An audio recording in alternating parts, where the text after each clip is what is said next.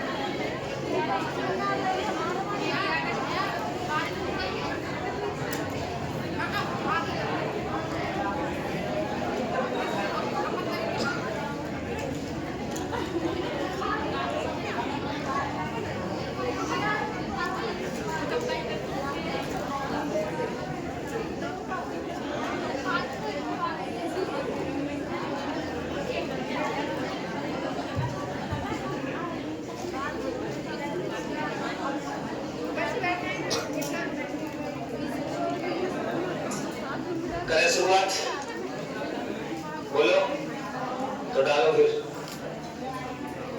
सारे लोग आ गए ना?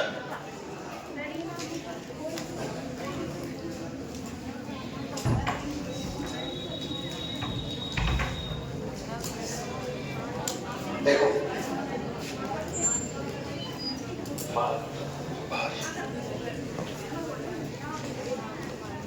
शांत हो जाओ बिल्कुल।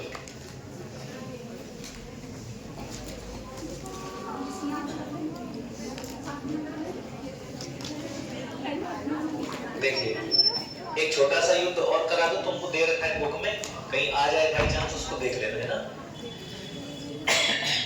उससे तुमको एक कहानी समझ में आ जाएगी। देखो इधर देखो, कल तुमने कौन सा राजा पढ़ा था? राव गंगा। राव गंगा की मृत्यु कैसे हुई थी? मेहरानगढ़ दुर्ग की खिड़की से गिराकर कर दी मालदेव ने।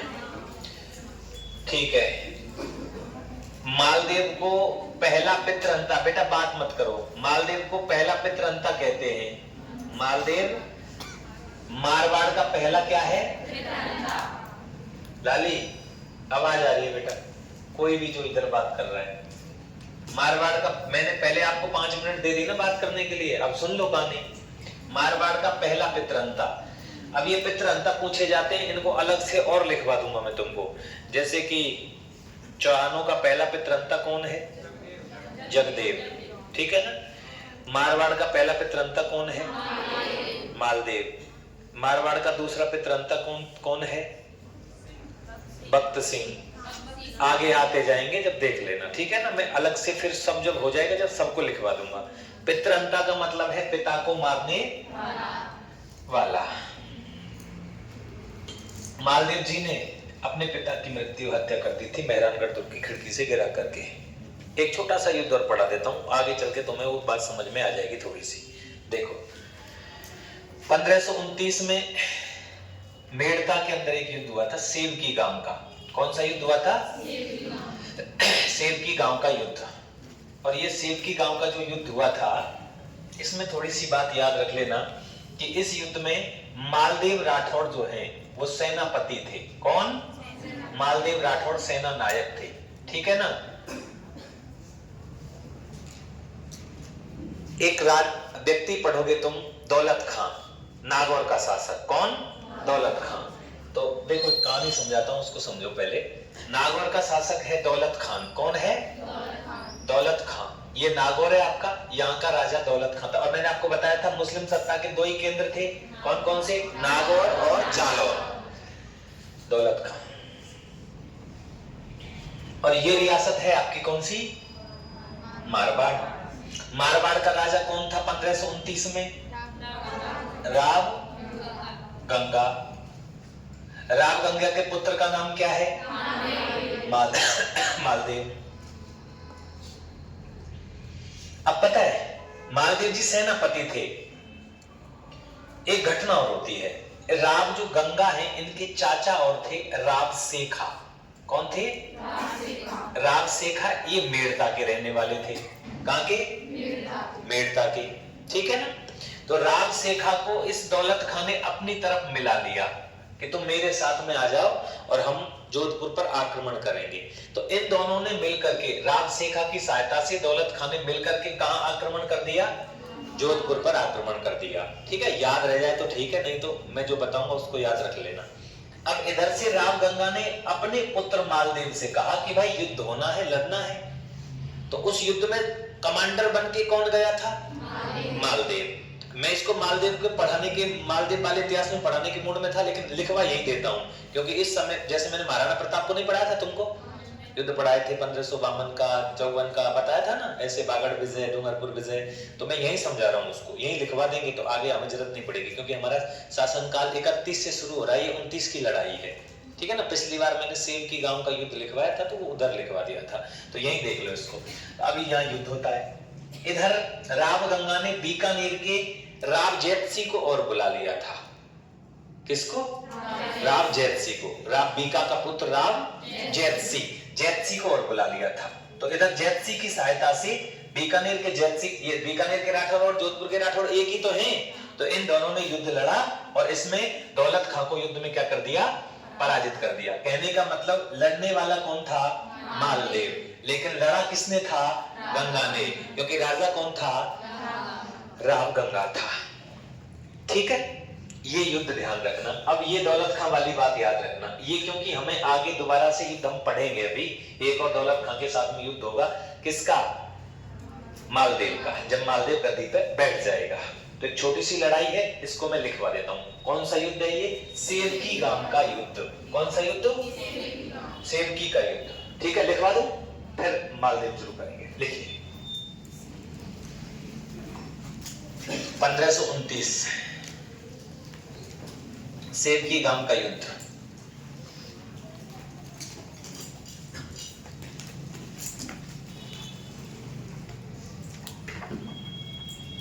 राव गंगा वर्सेस दौलत खां। कोई और भी आरोप पुड़िया? दौलत खां। दौलत खां के साथ में राव सेखा। किसका चाचा? गंगा का चाचा।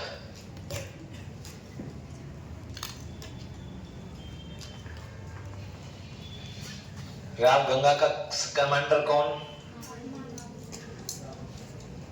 सेनापति राव मालदेव। और प्लस में दूसरा कौन? राव जैतसी। कहां का? बीकानेर का राव जैतसी, बीकानेर। ठीक है ना, बीएन लिख दिया मैंने। इस युद्ध में कौन जीता? हाँ, विजय हुई। ये लिख दीजिए, इतना याद रखें, कहीं आ जाए आटक के प्रश्न उतार दो।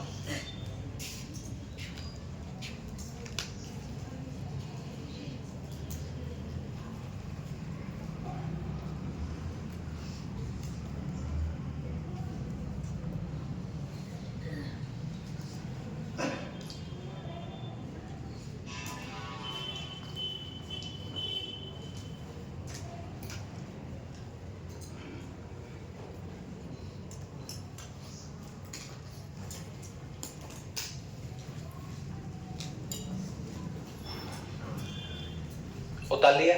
अभी तुमको है ना समझना है पूरा राम मालदेव, पूरा मालदेव समझना है। कहानियां चलेंगी, डेट है कुछ याद रह जाए डेट तो ठीक है, नहीं तो कहानी तो याद रखनी है ना भाई। तो आ जाओ मालदेव लिख दूं, 2-3 लाइन मेरे साथ में लिखो पहले। ये उतार लिया सबने, हटा दे इसको, कल का है ये। ये लिख दिया तुमने, गंगा की मृत्यु कैसे हुई लिख लिया ना, मालदेव डालो।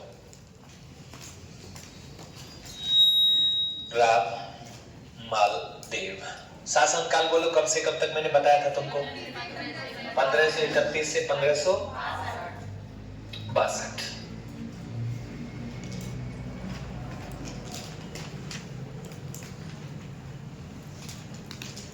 लिख लिया,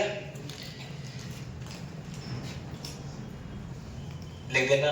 मारवाड़ के पहले पितृहंता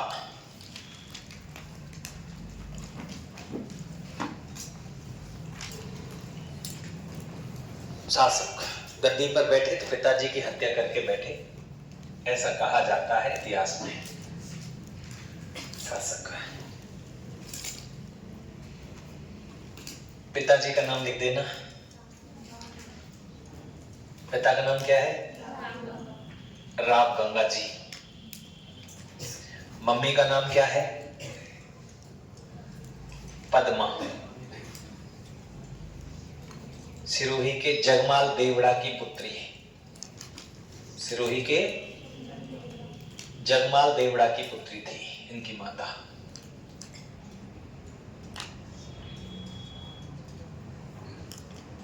पुत्री राज्य अभिषेक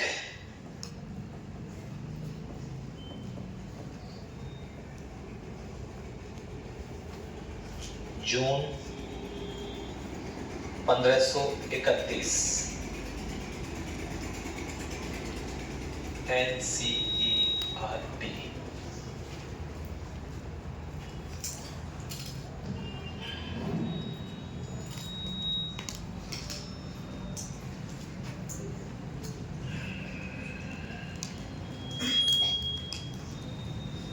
अन्य प्रमाण इतना तो उतार दीजिए एक बार पूरा।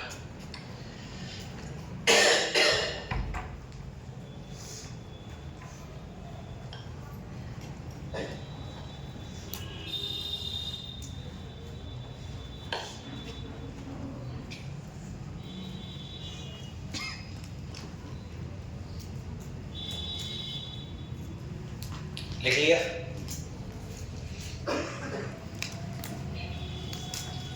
अब ये राजा बहुत अच्छा है, इतिहास बड़ा शानदार है, उसको समझ लेना। ये चीज तो आपको याद रखनी है, ये वाली लाइन आपको 100% याद रखनी है, ठीक है ना।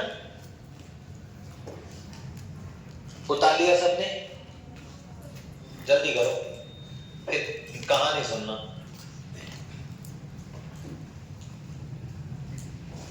यहाँ देखिए वीडियो चल रही है, बट गिनती चल रही है ना, हाँ कहीं चालू ही ना करी हुए। अब बोर्ड पे देखो, किताब को भी थोड़ी देर को बंद करके रख दो, वहां छेड़ा छाड़ी मत करियो। गल्लेन जो लिखें, मतलब मैं जब समझा रहा हूं तो गल्लेन का लिखें, फेल होंगे डायरेक्ट, उनको नंबर ना मिलेगा, क्योंकि प्रश्न दिमाग पे दियो जाएगा उत्तर, कॉफी ना ले जानते वहां, नोट से ना ले जानते, ठीक है ना। नोट से ले जा रहे होते तो फिर सभी दुनिया लग जाती, ठीक है। अच्छा देखिए, राम मालदेव गद्दी पे बैठे, कब बैठे थे, 1531 से 1562। प्रश्न सुन लो, मारवाड़ के पहले पितृहंता है ये तुमको पता है, क्योंकि अपने पिता को धक्का देकर के मेहरानगढ़ दुर्ग की खिड़की में और उनकी मृत्यु हो जाती है। इनका जो राज्याभिषेक हुआ था वो जून 1531 को हुआ था। ऐसा कहते हैं कि जून के महीना में ही ऊपर बैठे थे वो गंगा जी, और इन्होंने धक्का मार दिया, उनकी मृत्यु हो गई, तो इनका राज्याभिषेक हुआ। और ये एनसीईआरटी में पेपर में आया हुआ सवाल है, सेकंड ग्रेड टीचर में। आई समझ में बात, तो ऑथेंटिक डाटा हो गया आपका ये। बाकी अन्य प्रमाणों में मई 1532 भी डेट बताई जाती है, बट ध्यान रखना 31 है। और इनका जो राज्याभिषेक, अभी कुछ नहीं लिखना तुमको है ना, इनका राज्याभिषेक जो हुआ था वो कहाँ हुआ था, सोजत में हुआ था। मैंने आपको बताया था, क्योंकि ये उस समय कहाँ थे, सोजत में थे, तो बुलाया था इनको, तो राज्याभिषेक तो वहीं कर दिया भाई, तिलक तो तेरे यहीं कर देते हैं मालदेव जी, और उसके बाद में इनको लाया गया। क्लियर है? किसी को यह नहीं पता लगा कि वास्तव में ही मालदेव ने अपने पिता गंगा को धक्का मारा है, क्योंकि वो कोई प्रमाण छोड़ा ही नहीं, था ही नहीं कुछ भी ऐसा। यहां तक बात समझ में आ गई? अब सुनिए, मारवाड़ रियासत, मालदेव जी ने सोचा यार किस तरीके से मारवाड़ का विकास किया जाए। एक राजा, शक्तिशाली राजा अपने साम्राज्य का विकास तो करेगा ही करेगा, ठीक है ना? तो किस तरीके से विकास किया जाए, तो इन्होंने अपने आसपास देखा कि भाई कौन कौन कहां है। तो सबसे पहली बात तो इन्होंने जो काम किया उसको आप थोड़ा सा समझेंगे। देखिए, ऐसा हुआ, ये जो रियासत है दोस्तों, ये रियासत है मेवाड़। कौन सी रियासत है? मेवाड़ रियासत है। आपको मैंने एक बात बताई थी कि 1527 खानवा की लड़ाई लड़ी गई थी। कौन सी लड़ाई? खानवा की लड़ाई लड़ी गई थी। और उस खानवा की लड़ाई में राव गंगा ने अपने पुत्र मालदेव को 4000 की सेना के साथ में युद्ध में लड़ने के लिए भेजा था। ये आपको पता है कि नहीं पता है? बोलो। भेजा था, गए थे ना मालदेव जी। इसका मतलब मालदेव कमांडर अच्छा था शुरू से। तो इधर जब ये खानवा की लड़ाई होती है तो खानवा की लड़ाई में महाराणा संग्राम सिंह हार जाते हैं, विश्वासघात हो जाता है। हमारे लोग जहर देते थे महाराणा संग्राम सिंह को और महाराणा सांगा की मृत्यु हो जाती है। बोलो, 1528 में महाराणा सांगा की मृत्यु होती है कि नहीं होती है? 30 जनवरी 1528 जहर दे दिया। चबूतरा मैंने तुमको बता ही रखा है कहां है, ठीक है ना? उसके बाद में मृत्यु होती है। तो महाराणा संग्राम सिंह के बेटे थे। कितने बेटे थे? सांगा के कितने बेटे? जो गद्दी पे बैठे उनको बता दीजिए। सांगा के बाद में, महाराणा सांगा के बाद में गद्दी पे कौन बैठा? रतन सिंह। कौन बैठा? रतन सिंह की अहेरिया उत्सव के दौरान बूंदी में मृत्यु हो गई थी, हत्या हो गई थी, है ना भाई? उसके बाद में गद्दी पे बैठे रतन सिंह के बाद में विक्रमादित्य। कौन बैठे बेटाओ? विक्रमादित्य। और विक्रमादित्य को मार दिया बनवीर ने। किसने? बनवीर ने। उसके बाद में मेवाड़ की गद्दी पे बैठे उदय सिंह। कौन बैठे? उदय सिंह। उदय सिंह जी गद्दी पे बैठे। और ध्यान रखना, महाराणा उदय सिंह को गद्दी पर बैठाने में सबसे बड़ा योगदान किसका रहा? राव मालदेव का। किसका? एक चीज देखो, महाराणा उदय सिंह का राज्याभिषेक हुआ 1540 में विधिवत ढंग से। वैसे तो 37 में हो गया था, विधिवत ढंग से राज्याभिषेक कब हुआ? 1540 में। और 1540 से 1572 तक मेवाड़ के राजा कौन बने? महाराणा उदय सिंह। और हमारे जो अभी हम जिस राजा को पढ़ रहे हैं, मारवाड़ के महाराज को, वो मारवाड़ के महाराज का नाम क्या है बताइए मुझे? मारवाड़ के महाराज का नाम बोलो, क्या है? राव मालदेव। और राव मालदेव का शासनकाल कब से कब तक है? 1531 से 1562 तक, ठीक है? तो मुझे बताइए, जो 40 है वो इसमें आ रहा है कि नहीं आ रहा है? इसका मतलब जिस दिन महाराणा उदय सिंह का राज्याभिषेक हुआ था विधिवत ढंग से, उस दिन मारवाड़ की गद्दी पे कौन बैठा था? मारवाड़ की गद्दी पे मालदेव। आई समझ में? तो मालदेव ही वो राजा हैं जिन्होंने महाराणा उदय सिंह को मेवाड़ की गद्दी पर बैठाने में सबसे बड़ी क्या निभाई थी? भूमिका। दो ध्यान रखना, महाराणा संग्राम सिंह खानवा युद्ध में सबसे बड़ी भूमिका मालदेव जी की झाला अज्जा जी की रही थी ना? और बाद में महाराणा के पुत्र, छोटे पुत्र उदय सिंह को गद्दी पर बैठाने का काम भी किसने किया? मालदेव ने किया। मालदेव की उम्र ज्यादा है। क्लियर? समझ में आ गया बात? क्योंकि यही नहीं पता चलता कि क्या होता है मामला। तो उदय सिंह गद्दी पर जब बैठे थे तो मालदेव जी लगभग 9 साल तक शासन कर चुके हैं। बोलो का 8-9 साल तो हुए ना शासन करते करते, ठीक बात। यहां तक की बात क्लियर है? तो 1532 की बात कर रहा हूं मैं तुमसे, 1531 से और 1562 की बात है। लेकिन ध्यान रखना, यहां 1532 वाली जो कहानी है, क्योंकि याद रखना 28 में मृत्यु हो गई थी। किसकी मृत्यु हो गई थी?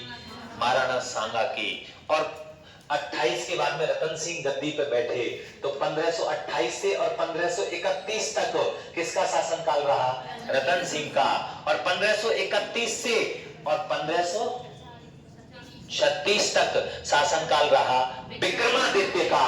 तो ध्यान रखना, इस भूमिका में, मतलब महाराज विक्रमादित्य से लेकर के और महाराज उदय सिंह तक का जो काल रहा है गद्दी पर बैठने का, उसमें इंटरफेयर अगर किसी ने किया तो वो किसने किया था? मालदेव ने किया। इसलिए आपको याद रखना है 1532 महाराज विक्रमादित्य, महाराणा विक्रमादित्य व 1540 महाराणा उदय सिंह को गद्दी पर बैठाने में योगदान किसका रहा? राम मालदेव का रहा। ये दोनों याद रखना। विक्रमादित्य को गद्दी पर बैठाने में किसका योगदान रहा? बच्चा ही था ना, विक्रमादित्य भी बच्चे ही थे और महाराणा उदय सिंह भी बच्चे ही थे। दोनों को बैठाने में योगदान किसका रहा? मालदेव का। तो मैं ये लिखवा दूंगा तुमको कि मेवाड़ के उत्तराधिकारी को लेकर के गद्दी पर बैठाने में दोनों राजाओं को मालदेव का योगदान रहा। तो 32 वाली डेट एनसीईआरटी में दे रखी है, इसलिए याद रख लेना। किताब में दे रखी है 10वीं की में 1532 विक्रमादित्य मेवाड़ महाराणा बनाने में सबसे बड़ा योगदान मालदेव का रहा। तुम्हारे काम की बात है। आई समझ में बात? उसके बाद में ये बात ध्यान रख लेना दोनों को। अब आती है बात जिस पर मैं बात कर रहा था। तो ये 32 वाला मैटर क्लियर हो गया ना। अब एक बात इनको समझ में आई कि यार अगर इसी तरीके से चलता रहा जैसे हमारे पिताजी चलते आ रहे थे, तो इसी तरीके से तो मारवाड़ का विस्तार नहीं हो सकता, कुछ करना चाहिए। 1532 मेवाड़ वाले सिस्टम में इन्होंने भाग लिया।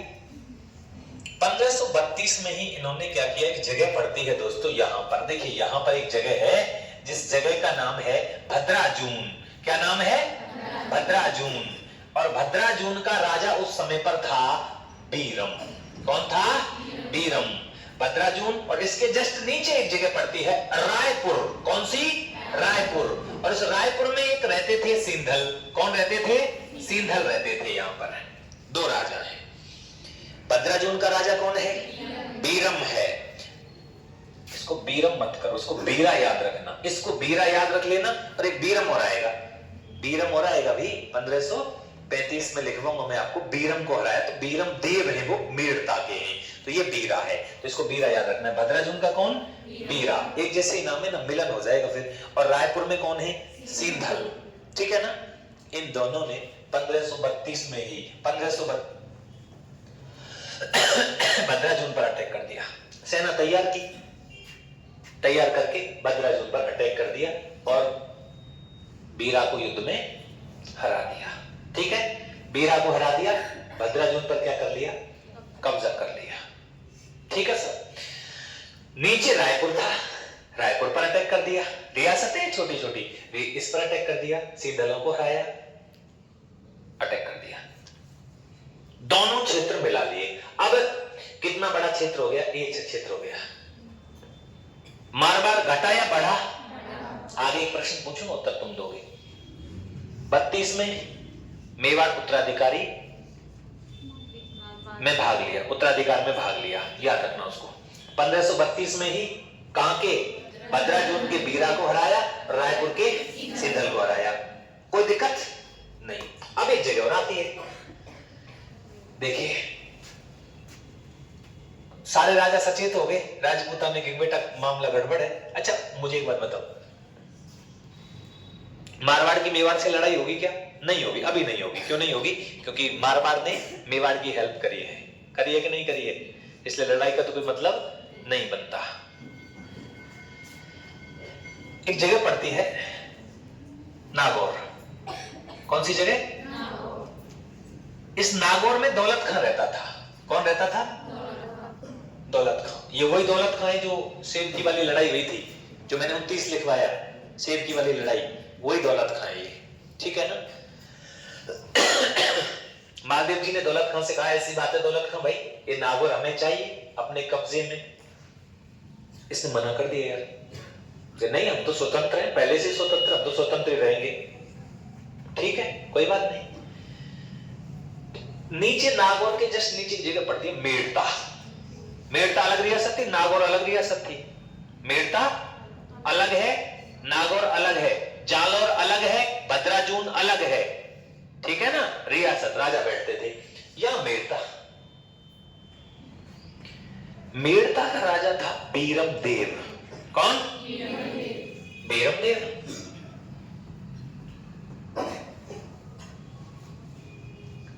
इन्होंने बीरमदेव से, राठौड़ ये बीरमदेव जोधपुर वाले लोग हैं, ये भी गए नहीं थे क्या दूधा, राम दूधा नहीं गए थे, मेरता वही है ये राठौड़। ये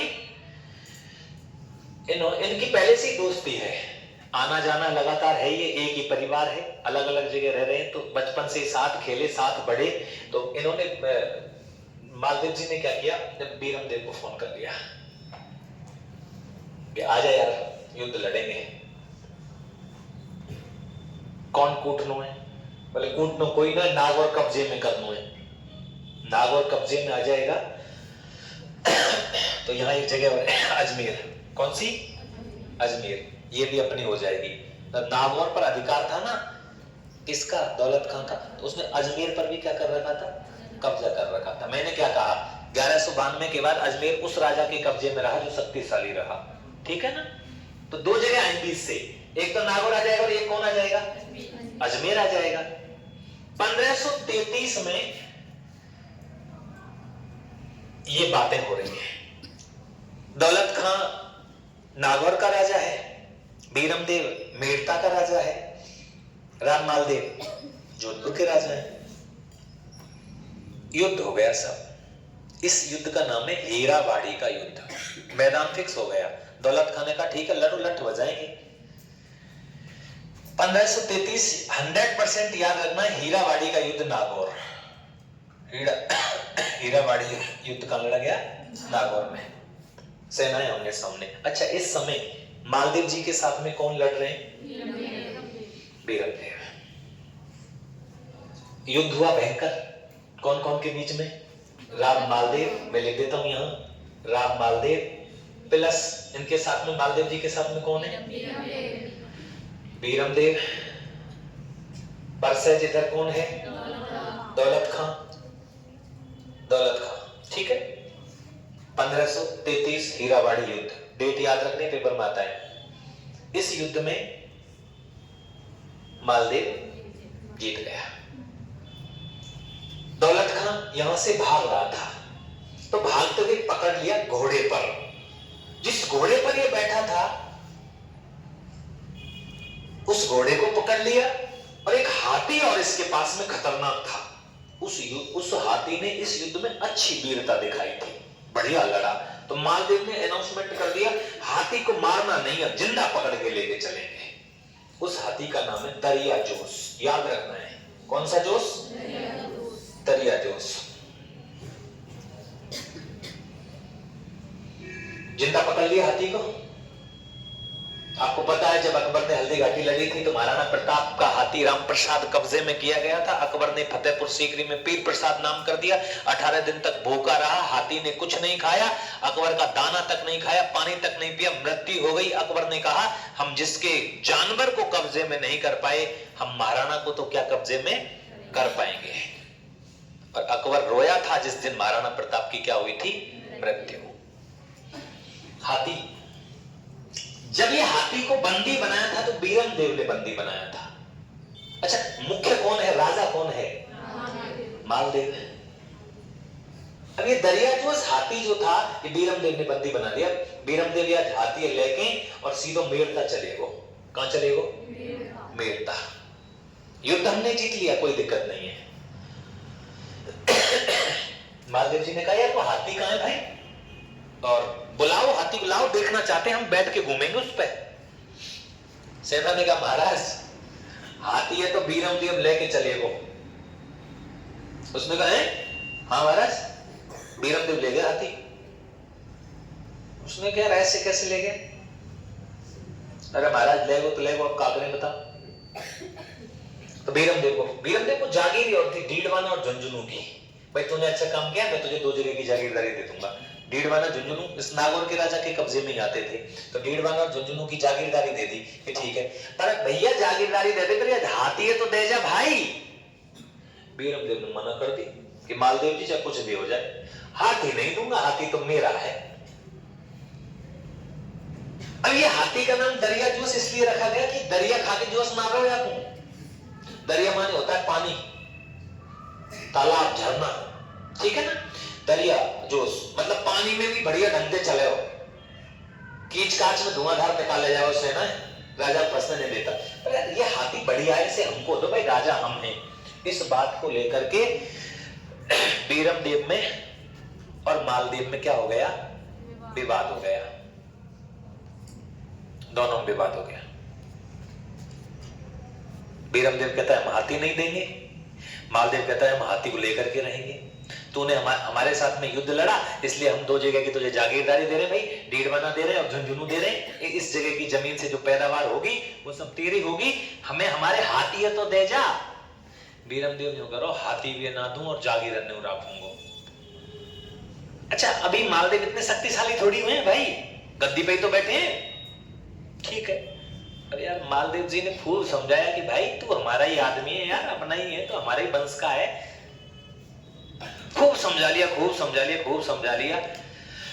1533 के बाद में 34 में समझायो खूब, दे दे भाई हाथी दे दे, वंश साफ मना कर दे। 35 में लठ बजा दियो अगले ने, बोले तू ही आ जा नंबर पे, क्या करे फिर। 1532 में भद्राजुन जीता, 1533 में हीराबाड़ी के युद्ध में दरियाजोश हाथी को जीता। महाराज के खुद के हाथी का नाम बसंत राय था। क्या नाम था? ध्यान रखना, याद रखने सारे प्रश्न। महाराणा प्रताप के हाथी घोड़े आ रहे हैं भैया, मालदेव बड़ा शक्तिशाली राजा है। बसंत राय हाथी ई कौन ने दियो? जब महाराज उदय सिंह को गद्दी पर बिठाने में बड़ा योगदान मालदेव जी का रहा, तो महाराणा उदय सिंह जी ने मालदेव जी को ये हाथी भिजवाया था, बसंत राय, अपनी तरफ से, ठीक है। तो महाराज के खुद के हाथी का नाम तो क्या था? बसंत राय। और महाराज ने जो हाथी जीता था उसका नाम क्या था? दरियाजोश। किससे जीता था? पाल लेके कौन चले वो? मानेगा हमारी बात तो फिर बात कम मानी जाएगी, फिर लठ बजेगो, आजा भैया लठ बजा ले। 34 में कोई बात ना हुई, कोई बात नहीं हुई। 34 में कोई लड़ाई दंगा नहीं। 34 में सिर्फ महाराज यूं समझावे लग रहे हैं कि भाई अपनो यार, तू आदमी यार, मान जा यार, मान जा। जब बीरमदेव ने ना मानी 1535 में, अब तू ही आजा, काय पे लठ तू के बजेगो, ठीक है। 1535 में महाराज ने सेना तैयार करके, अब देखो ये मेड़ता है, अब ये पूरा क्षेत्र कर लिया ना अपने कब्जे में, ये मेड़ता रह रहा है, अपना ही था मेड़ता। अब नहीं मानी तो भैया 35 में चलो, कहां चलो? मेड़ता। मेड़ता में इस बीरमदेव जो है, 1535 को ध्यान रखना है, बीरमदेव को हरा दिया। बीरमदेव हार गया। बीरमदेव इतना ताकतवर नहीं था जितना मालदेव है। आमेर भाग के गया बीरमदेव। आमेर में मदद के लिए गया था, रायमल शेखावत के पास। किसके पास? रायमल शेखावत के पास। लेकिन रायमल शेखावत से कोई मदद नहीं मिली, ठीक है ना। फिर पहुंचा किसके पास? शेरशाह सूरी के पास। किसके पास? शेरशाह के पास गया ये, शेरशाह सूरी के पास। शेरशाह सूरी की तरफ से भी इसको कोई मदद नहीं मिली। कहने का मतलब मेड़ता भी अब किसका भाग हो गया? जोधपुर का। सब मिला लिया। जालौर, जालौर नहीं मिलाया अभी, भद्राजून मिला लिया, रायपुर मिला लिया, आपका नागौर मिला लिया और आपका मेड़ता मिला लिया। साम्राज्य छोटा हुआ या बड़ा? बताते चलना मुझे, बड़ा हो गया ना, कोई बात नहीं सब। तो ये बीरमदेव वाली कहानी भी तुमको समझ में आ गई होगी। क्रम ध्यान रखना, ये क्रम से युद्ध पूछ लेगा, क्योंकि सेकंड ग्रेड के लिए तो स्पेशल है, बाकी और ग्रेडों के लिए तो स्पेशल से भी ज्यादा स्पेशल है। आ जाओ। शक्तिशाली हो गया भाई साहब। अब देखो क्या होने वाला है। ये जो क्षेत्र है यहां भैया जैसलमेर रियासत है। कौन सी रियासत है? जैसलमेर में भाटी है। कौन है? भाटी राजवंश। अब भाटी में यहाँ पे राजा होगा समय पे लूणकरण। कौन हो? लूणकरण भाटी राजा हो भाई साहब। पूरा साम्राज्य खड़ा कर दिया, देखो पूरा के पूरा सब कुछ, ये लीजिए पूरा, ये सब जीत गया ये अरावली पर्वतमाला है, सब कब्जे में मालदेव के में ही हो गया, आसपास का क्षेत्र। महाराज ने क्या किया, अब चलो डायरेक्ट, अब सीमा पता है कौन ते टकरावे मालदेव की, ये वाली सीमा, पश्चिमी सीमा कौन ते टकरावे, भाटीन ते। मालदेव ने कहा चलो जैसलमेर को मिलाएंगे, अब जैसलमेर को कब्जा करेंगे। सेना लेकर के जैसलमेर की तरफ जाने वाले हैं। भाटी को पता लगा लूणकरण को कि बेटा मालदेव वास्तव में शक्तिशाली हो गया, बहुत ज्यादा, पार पड़ेगी ना यार, सेना बहुत है गई। अब पहले तो जोधपुर की सेना थी, अब सेना कौन की है गई, मेड़ता की मिल गई।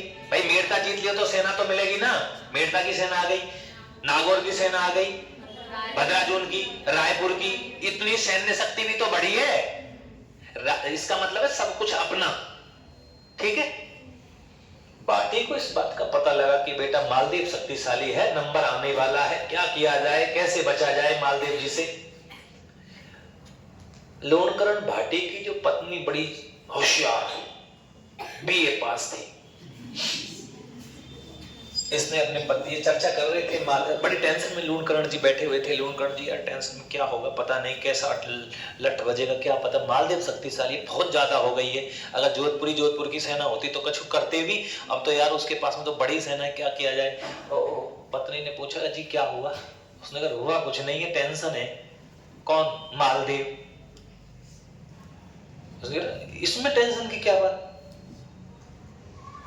क्यों टेंशन की क्यों बात नहीं है, वो सेना लेके आ रहा है, उसने तो पूरा सिस्टम सेट कर लिया, जोधपुर से सीधी जैसलमेर चढ़ाई होगी। उसने कहा तुम हो पागल, कि तू होशियार है तो तू बता कैसे बचे। तो मैंने कि अपनी छोरी है उन्मादे, उन्मादे को ब्याह करेंगे मालदेव थे, लड़ाई रुक गई ना, क्यों टेंशन करते हो, हम हैं जिंदाबाद। अरे ब्याह तो जब भी करना या छोरी को उन्मादे को। लूणकरण बोला तू यार बहुत इंटेलिजेंट है, मैं क्यों नहीं सोच पाया ऐसी बात। महाराज आप युद्ध सोच रहे थे, अब मैं सोच रही हूं अपनी बेटी के बारे में, और मालदेव जैसा, इस समय पर मालदेव जैसा राजा नहीं। उसने कहा ठीक है। मालदेव के टोटल 22 रानियां थी, 22, प्रमाण है प्रमाण, 22 रानियां थी मालदेव के। जो शक्तिशाली है, राजाओं के बहुत सारी रानियां थी, ऐसी बात नहीं है, मालदेव के 22 थी।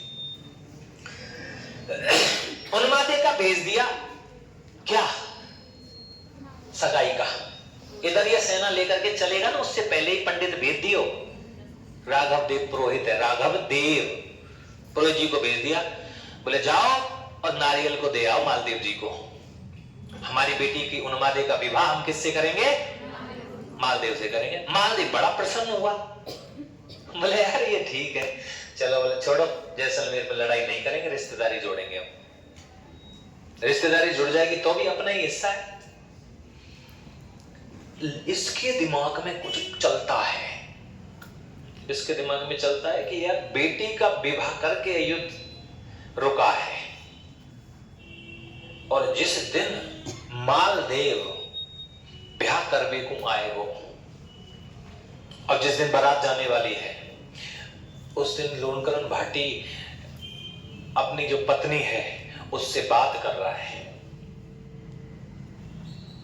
पत्नी बोली आप खुश नहीं हो, उसने कहा खुश तो नहीं हूं। क्यों, मालदेव की वजह से। भाई अब का बिगाड़ दियो तेरे मां ने, अरे बिगाड़ का दियो, ये लड़की की शादी नहीं करते तो अटैक करता वो हम पे, तो फिर तुम क्या सोचते हो, क्या सोच रहे हो तुम, ब्याह करो आराम से। उसने कहा कुछ नहीं, आएगा ना दूल्हा बन के, जैसे ही बैठे वो मंडप में गर्दन उड़ा दूंगा, छोड़ूंगा। पत्नी उन्मादे की माता ये चीज सोच रही है, तू कैसा आदमी है, ऐसे मारते हैं अपने मेहमान को, अपनी लड़की विधवा हो जाएगी, कलंक लग जाएगा। उसने कहा नहीं, मुझे इससे कोई लेना देना नहीं है, मैं तो गर्दन उड़ाऊंगा। अच्छा ये बात उन्मादे सुन लेती है, उन्मादे को ये बात सुन गई, वो इधर उधर कहीं निकल रही होगी, सुन गई, उसने दिमाग लगाया। अच्छा माता, उन्मादे की माता नहीं चाहती थी, और लड़की की जो माता होती है ना, हकीकत में उसका पक्ष ज्यादातर मेहमान की तरफ ही होता है, ज्यादातर मेहमान को बहुत प्रेम करती है सास, ये पक्की बात है। माता ने कहा इसमें क्या है, जब भी तो हमें विवाह करना था, वो शक्तिशाली है तो है ही, तो इसमें क्या है, ठीक है ना। अब इसने उन्मादे ने मम्मी से पूछा, मम्मी पापा काई की कह रहे है। माने के तेरो पापा तो विधवा करवे के चक्कर में और काई की कह रहे हो, न्यो कह रहे आवे वो मालदेव और गर्दन काट दूंगा पीछे थे, आगे थे तो या तो कटे ना है, पीछे थे काटवे की कह रहे। तो बेटा तू एक काम कर, तू एक पत्र लिख दे मालदेव को, बन थोड़ी हिंट सी दे दी जो ने, सही है ना।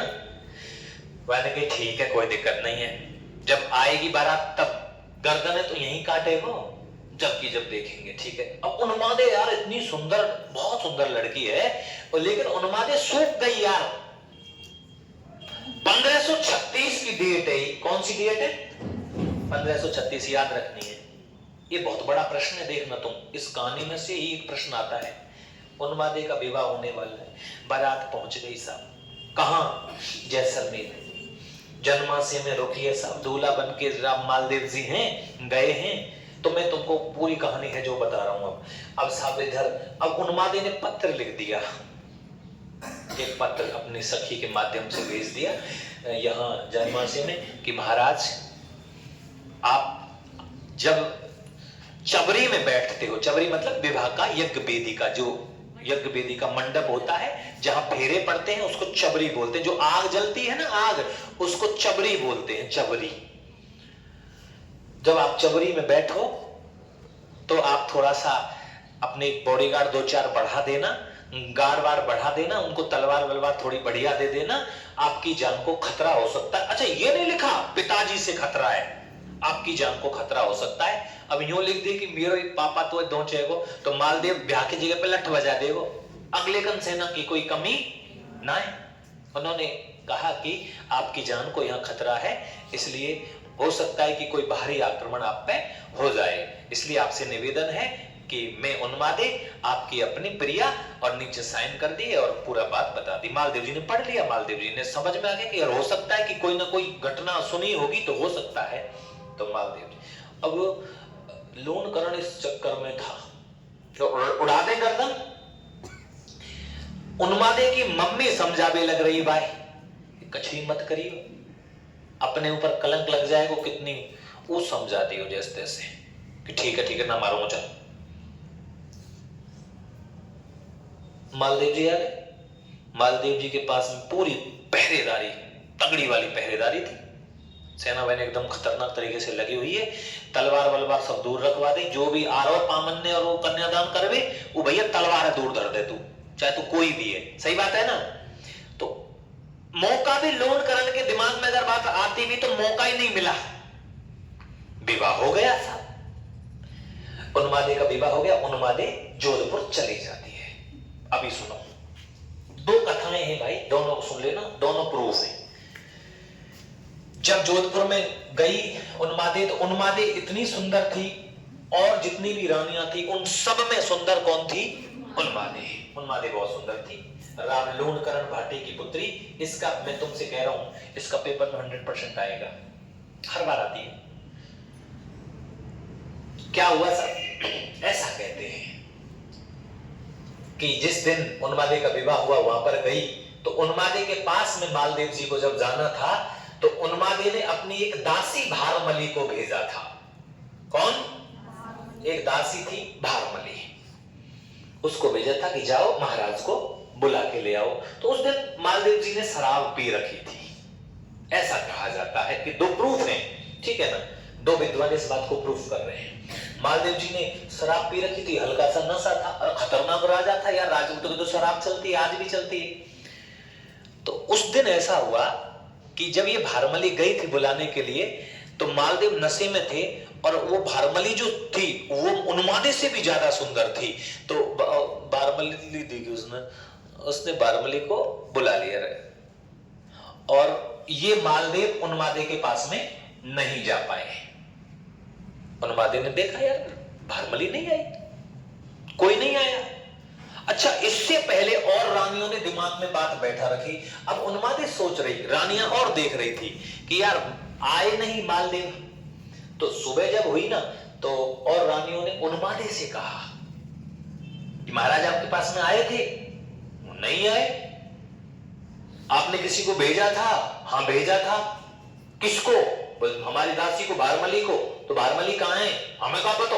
अच्छा, उसके दिमाग में कोई टेंशन नहीं थी, लेकिन जो और रानियां थी वो जलती थी, क्योंकि अगर उन्मादे यहां रुक गई तो महाराज हमसे बात नहीं करेंगे। बहुत सुंदर थी। तो उसके बाद में ले गई उसको, बोला देख पूरी भारमली, महाराज भी वही है। उसी दिन मूड खराब हो गया उन्मादे का। उन्मादे ने महाराज को बुलाया, गुस्से में बोली, महाराज ये क्या हुआ, ये क्या किया आपने? महाराज बोले कहां है वो? अच्छा, वो बहुत शक्तिशाली राजा था। तो महाराज से पूछा कि आप हमारे पास क्यों नहीं आए? और उसने कहा नहीं आए। गुस्से में, बड़ा शर्म था थोड़ा नशा, नहीं आ पाए, कल आ जाएंगे। इस बात का जवाब नहीं था तो उन्मादे उसी दिन रूस करके, उसी दिन मतलब दूसरे दिन रूस करके उसी दिन चले गई। मालदेव जी ने कहा कहां जा रही है? महाराज हम जा रहे हैं, हम नहीं रहेंगे। जोधपुर के दुर्ग से सीधी गई अजमेर। अजमेर का किला भी इन्हीं के पास में था। आपको पता होगा जब हमने बीरम को हराया है तो हमारे पास में, और नागौर के राजा को हराया तो हमारे पास में अजमेर भी आ गया। कौन आ गया? अजमेर भी आ गया ना। अजमेर को जीत लिया दोनों, जो पूरी का पूरा एरिया, ठीक है ना। तो अजमेर का जो किला था उस पर मालदेव जी का अधिकार था। उन्मादे गुस्से में रोस गई और रोस करके उन्मादे अजमेर के दुर्ग में चली गई। तो आपको एक प्रश्न याद रखना है कि उन्मादे किसकी पत्नी है? तो पहला प्रश्न तो यही आता है बहुत ज्यादा, उन्मादे रूस करके किस दुर्ग में गई? अच्छा, मालदेव जी का एक बेटा था, वो दूसरी रानी से था, उसका नाम था राम। क्या नाम था? राम। बड़ा सीधा था। राम को लेकर के, साथ में लेकर के, और उन्मादे अजमेर फोर्ट तारागढ़ के दुर्ग में आ गई। साहब आगे के बात समझ में? अजमेर का किला अजयराज चौहान जी ने जो बनवाया था, यहां रहने लगी। फिर इस बात की, पूरी बात की जानकारी जो है वो किसको होती है? उन्मादे की मम्मी को होती है। किसको? उन्मादे की जो माता है ना, उसको इस बात की जानकारी होती है कि यार वहां तो गड़बड़ हो गई, हमारी लड़की जो है वो गलत फहमी का शिकार है। उसको पूरी कहानी का पता लग गया कि ये जो काम किया है ये रानियों ने, और रानियों ने हमारी लड़की का दिमाग डाइवर्ट कर दिया। तो उन्होंने अपने दरबारी जो गुरु थे, गुरु राघव देव पुरोहित, मैंने बताया नहीं तुमको, राघव देव पुरोहित, इस राघव देव पुरोहित को भेजा था कि आप जाइए और अपनी बिटिया को समझा के आइए, ठीक है। तो पुरोहित जी जाते हैं समझाने के लिए। तो पहले जोधपुर रुकेंगे, जब जैसलमेर से आएंगे तो कहां रुकेंगे भैया? जोधपुर में ही तो रुकेंगे। देखो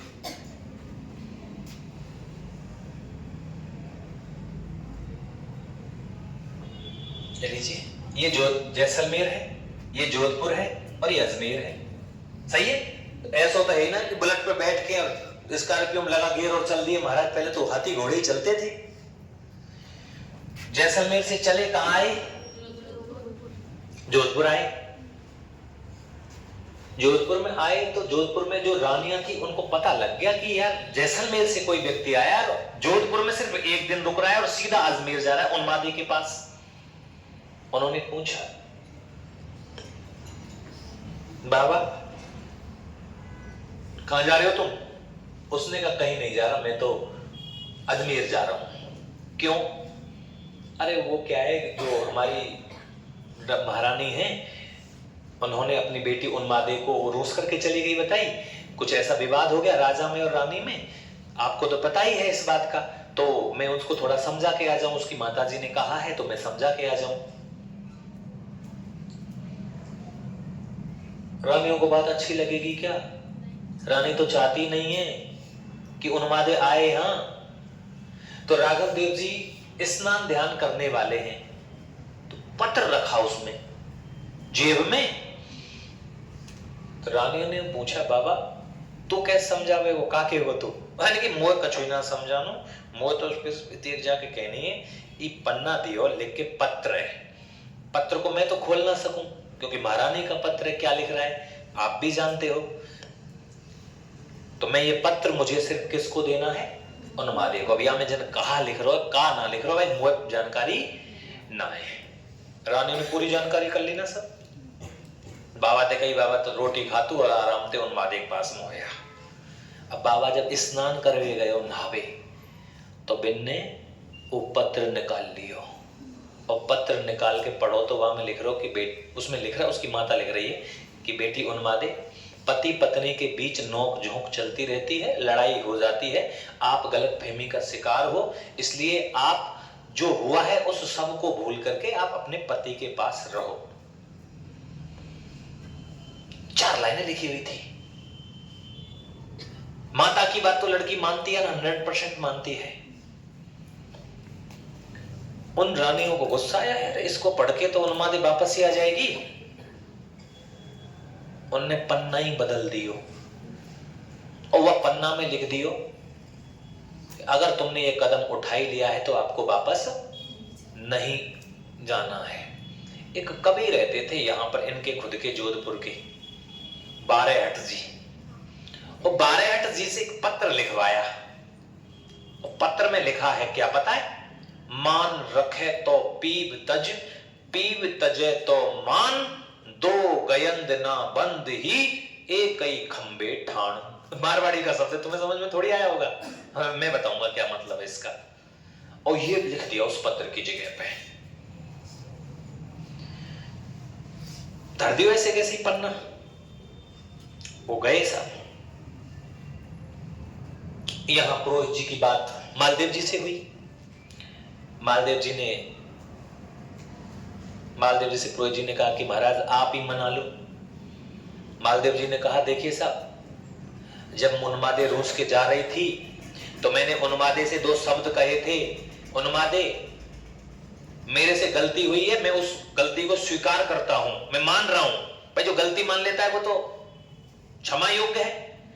मैंने गलती मान ली कि मेरे से अगर गलती हुई है तो मैं गलती मान रहा हूं, मेरी गलती है। लेकिन अगर तू रूस करके जा रही है तो तू जिस तरीके से जा रही है उसी तरीके से तुझे वापस आना पड़ेगा। अगर ये दिमाग में हो कि मालदेव तुझे लेने आएगा तो ये गलतफहमी अपने दिमाग से निकाल देना। मालदेव तुझे कभी लेने नहीं आएगा क्योंकि तू बिना कहे जा रही है, मेरे कहने से तो जा ही नहीं रही है जो मैं तुझे बाद में लेने आऊंगा। इसलिए ये दिमाग में सेट करके जाना कि मालदेव कभी नहीं आएगा तुझे दिवाने के लिए, अकेली गई है, अगर कभी आने का मन हो तो अकेला ही आना पड़ेगा, मेरा इंतजार मत करना अगर तू रूस के जा रही है तो। ठीक है, तो मालदेव जी को समझाया था पुरोहित राघव देव जी ने कि महाराज कोई बात नहीं है, आप भी कह दीजिए, क्योंकि इससे ना विवाद ही बढ़ेगा, समझौता नहीं हो सकता। क्यों नहीं हो सकता? क्योंकि जिनकी लड़की है लूणकरण भाटी, अच्छा वो राजा वो भी शक्तिशाली था, वो भी जब सुनेंगे कि हमारी बेटी विवाह के दिन से ही और दूसरी जगह रह रही है, इसलिए उधर से भी अटैक होगा, आप दोनों के बीच में विवाद बढ़ेगा, रिश्तेदारी दुश्मनी में बदल जाएगी। इसलिए मेरा आपसे निवेदन है कि आप भी उन्मादे को बुलाने के लिए आप भी अपना कोई प्रतिनिधि भेज देना। बस क्या बोलते, पति पत्नी की लड़ाई है इसलिए कोई बड़ी बात नहीं है। तो मालदेव जी भी मान गए कि ठीक है साहब भेज देंगे। तो मालदेव जी ने भी भेजा, लेकिन वो मालदेव जी ने भेजा तो वो रानियों ने सेट करके और सेट कर दिया वो दरबारी बारेहट जो कवि था इनका, उसको आशा बारेहट, वो गया, उसको पैसा दे दिए रानी ने, ये ले 5000 रुपया, तो यही बात है बोल दी जो तेने लिख रखी है। तो ऐसा कहते हैं कि वहां पर जब अजमेर के अंदर उनके गुरु पहुंचे थे, उन्मादे के जो कुल गुरु थे राघव देव जी, उनकी बात उन्होंने मान ली कि ठीक है गुरुदेव हम आ जाएंगे। इधर से साहब एक जगह पड़ती है गूंदोज, आ गई थी उन्मादे राघव देव जी के साथ में, तो जो गूंदोज है वहां पर आ गई थी। वहां उस आशा बारेहट की मुलाकात हो जाती है जो इधर से भेजा पढ़ा करके रानियों ने।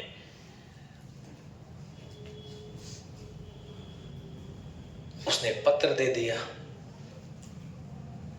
वो पत्र रानी ने जब खोला, वो वहां नहीं खोला, वो वहां आके खोला, वो बातों में सुन करके आ गई थी। पत्र बाद में पढ़ा कि आप किसके कहने से आ रही हो। कवि जो है वो कह रहा है पारायण जी कि मैं तो अपनी माता के कहे से आ रही हूं, मेरी माता ने मेरे गुरुजी को समझा के भेजा है, हमारे कुल गुरु को, तो मैं तो उनके कहने से आ रही हूं। ठीक है, तो का कोई पत्र भी तो आया होगा, कुछ आया नहीं है रियासत से, जैसलमेर से। बोला आया है, गुरुजी ने कहा आया है, मैंने दिया है। तो उसने पढ़ के देखा, जो पन्ना बलद दिया था उसमें लाइन लिखी हुई थी जो मैंने बताई थी, मान रखे तो पीव तज। यदि तुझे मान रखना होगा तो अपने क्रोध को त्याग करना पड़ेगा। मान रखे तो पीव तज, पीव तजे तो मान। और अगर ये जो अगर तुझे मान रखना होगा तो तुझे यहां आना नहीं चाहिए। मान तो तेरा तब रहेगा जब तुझे मालदीव लिवाने के लिए आएगा। दो पैसे अगर तू चाहती है कि तू आ रही है तो मालदीव आए, महाराज आए लेने के लिए, तो तुझे आना चाहिए।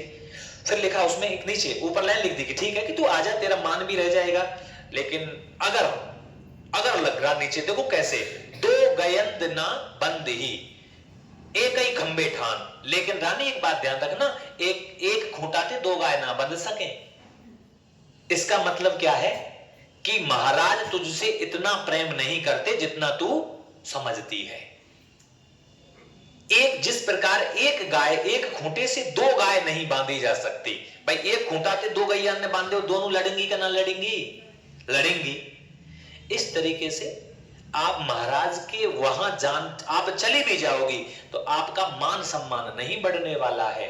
महाराज के तो बहुत सारी रानियां हैं, तेरी कहां गिनती है? जबकि मालदेव उन्मादे से बहुत प्रेम करते थे, हकीकत बात है।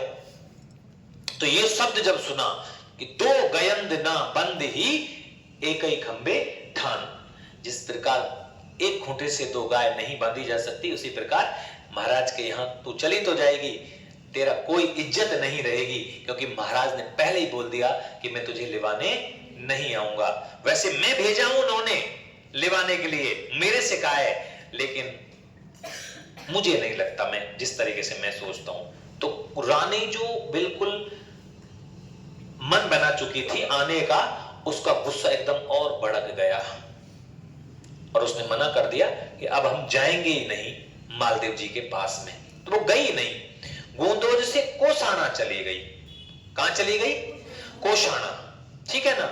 उसके बाद में मैं जब आगे जब मृत्यु होगी मालदेव जी की 1562 में, तो वो सती हो जाएंगी। तो मैं उस कहानी को तब बताऊंगा। केलवा जगह पड़ती है राजसमंद में। कहां? केलवा।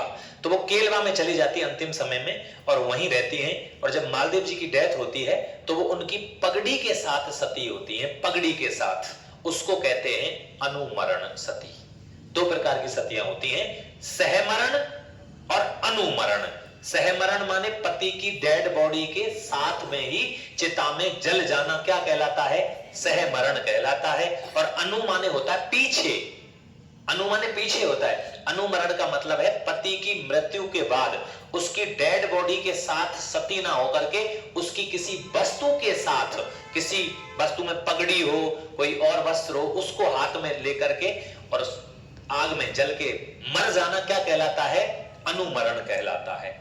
इसलिए जो उन्मादे है वो महासतियों में गिनी जाती है, पतिव्रता की मिसाल कहा जाता है। वो रानी जो अपने विवाह के बाद ही वो अजमेर में रही, अजमेर से गुंदोज से कोसाना से केलवा, ये जगह उन्होंने बदली, लेकिन वो मालदेव जी के साथ नहीं गई, लेकिन प्रेम मालदेव जी से ही करती थी। और एक बात और बता देता हूं कि किसी राजपूताने के अंदर किसी की इतनी हिम्मत नहीं थी कि उन्मादे की तरफ कोई गंदी नजर भी से भी देख जाए, क्योंकि वो उस समय किसकी पत्नी थी पता है? राव मालदेव। और उस समय पूरे राजस्थान का अगर कोई सबसे टॉप क्वालिटी का कोई राजा था ना, तो पता है कौन था? मालदेव था, जिसका साम्राज्य धौलपुर और बारां तक, धौलपुर तक साम्राज्य था उसका। जैसलमेर पूरा राजस्थान उसने कब्जे में कर लिया था, देख लीजिए तुम। उधर उदय सिंह जी गद्दी पे बैठे हुए थे, आपको पता ही है, और मालदेव शक्तिशाली था। इस स्थिति में 1531 से और 1562 के बीच राजपूताने की सबसे बड़ी कोई शक्ति थी तो वो कौन थी? राव मालदेव थी। इससे पहले जो शक्ति थी वो महाराणा सांगा थे। कौन थे भाई? 28 तक तो महाराणा संग्राम सिंह ही शक्तिशाली थे ना। तो महाराणा सांगा की मृत्यु के बाद मेवाड़ वंश थोड़ा सा डाउन हो गया। खानवा की लड़ाई बड़ी थी, हथियार कितना नुकसान हुआ, हमें तो 1,80,000 फौज मारी गई थी, नहीं मरे थे हमारे लोग, कितना नुकसान हुआ था। उसके बाद में मेवाड़ थोड़ा डाउन हो गया। महाराणा उदय सिंह जंगल पहाड़ों का रास्ता चुन रहे हैं, विक्रमादित्य को मार दिया, उधर रतन सिंह जी को मार दिया, उधर उदय सिंह जी छोटे थे, मालदेव जी का सहयोग रहा नहीं रहा क्या। उसके बाद में अकबर की लड़ाई वगैरह वगैरह चलते रहे, शेरशाह सूरी वाली बात भी आ गई। लेकिन यहाँ 1531 और 1562 का अगर काल देखते हैं तो राजपूताने के अंदर सबसे शक्तिशाली शासक अगर कोई था तो वो कौन था? मालदेव राठौर था। तो 36 में विवाह हुआ उन्मादे से। उन्मादे के प्रश्न सुन लो क्या क्या पूछे जाएंगे। पहला प्रश्न जो सबसे ज्यादा रिवाइज होता है, उन्मादे पत्नी थी तो ध्यान रखना राम मालदेव की। उन्मादे निवासी थी तो ध्यान रखना जैसलमेर रियासत की। उन्मादे के पिता का नाम पूछे, राव लूणकर्ण भाटी की पुत्री थी। उन्मादे का विवाह महाराज मालदेव जी से कब हुआ था? याद रखना 1536 में हुआ था। शादी के अगले दिन ही गुस्सा होकर के कौन से किले में चली जाती हैं? अजमेर के किले में। इसलिए कौन सा दुर्ग रूठी रानी का किला कहलाता है? बोलो। अजमेर का दुर्ग रूठी रानी का किला कहलाता है, ठीक है ना। उसके बाद में आपको पता ही है गुरुजी भेजे गए, मैं सब लिखवा दूंगा। उसके बाद में आशा बारट जी को भेजा गया, वो बात लिखवा दूंगा। जो दोहा है वो पेपर में आता है, उसको भी मैं आपको लिखवा दूंगा। और उसके बाद में पूरी कहानी को लिखवा दूंगा। सती का 12 खंभों की छतरी है केलवा के अंदर। कहां पर है? केलवा कहां है? राजसमंद में। अब मैं थोड़ा सा तुम्हें उन्मादे को दिखाता हूं, फिर हम 1536 तक लिखेंगे। नहीं आई समझ बात? हाँ ना करो जल्दी से। कहा समझ में आई? कहा समझ में आ गई? बात समझ में आ गई, चलो ठीक है। अभी मैं तुमको उन्मादे दिखाता हूं। शांति से बात नहीं करेंगे, बस क्लास में बात ही नहीं होनी चाहिए। तुम तो या तो बढ़िया पढ़ाई है का कहीं, बस टेंशन का ही। तुम्हारी कौन सी बात आएगी पेपर में? किसी से किसी नेट चल रहा है क्या?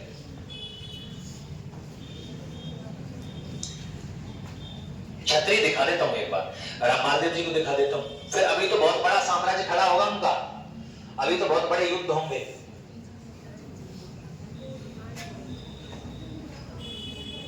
क्या कह रहे हो?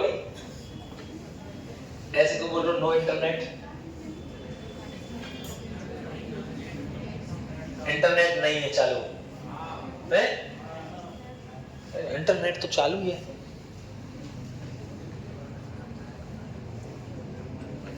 अच्छा कोई बात नहीं, देखो अब है होगा।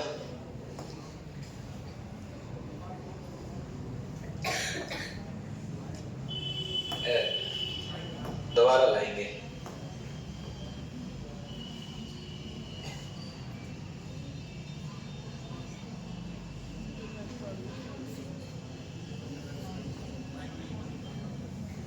है वो ना? आ जाओ देखो।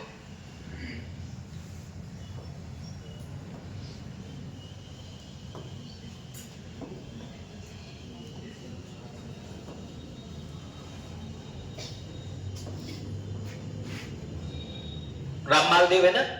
मालदेव बड़े अच्छे राजा देखिए, ध्यान रखना। मालदेव जी के बारे में जीके में से भी, उसमें से क्या बोलते हैं, कला संस्कृति में से प्रश्न आते हैं, चित्र शैली में से। NAL। अरे एकदम मस्त राजा है, जबरदस्त। मुझे बड़ी शानदार है भाई सब मालदेव की। अरे एकदम मुझे जबरदस्त, पेपर में आते हैं ना। ये है राव, ये फोटो, ये है राम मालदेव। वास्तव में अच्छा राजा है, शक्तिशाली राजा रहा है। इनका इतिहास बड़ा खतरनाक है। मारवाड़ का शौर्य युग कहते हैं।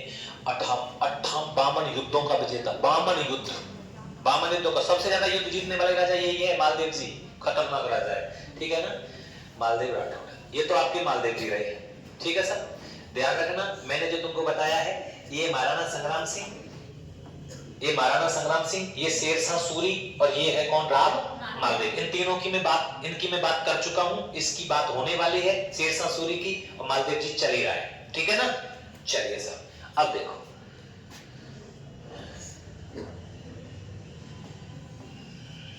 देखिए, ये क्या हो रही है? रूठी रानी ये रूठी रानी है। रूठी रानी है, अधूरी प्रेम कहानी है। तुम्हें पता है ये अधूरी रहेगी प्रेम कहानी, तो पूरी कहानी बताओ। तो रूठी रानी, राम मालदेव की पत्नी। अब मैं दिखाता हूँ तुमको साहब रूठी रानी का छतरी को, है ना, उन्मादे। मीनिंग करे उन्मादे की,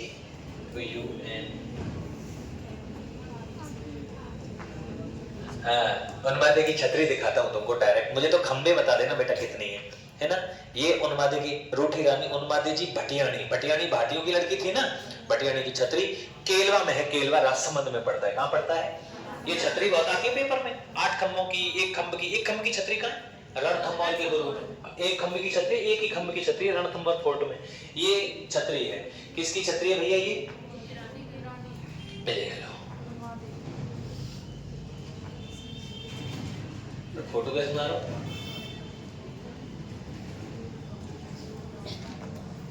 तो ये आ रहा हूं, लिख रहा हूं। मान रखे तो पीर तजे तो मान, दो गयंद ना बंद ही एक ही खंबे ठान। ये उन्मादे है ना सुंदर? एकदम नाक वाक देखो एकदम शानदार, होठ वोट एकदम जबरदस्त, वगैरह वगैरह सब ठीक है। और ये छतरी को देख लो कितने खंबे बेटाओ, 1 2 3 4 5 6 7 8 9 10 11 12, जो तुमको दिख ना रहे तुमको, है ना, 12 छतरी है। जैसलमेर के लूणकरण भाटी की उन्मादे का विवाह हुआ, तुम्हें पता ही है, रूस करके क्रोध आ गए, चली गई। ये कुछ लिख रहा है इसमें, देखो इसमें क्या लिख रहा है, इसको देख लो थोड़ा सा।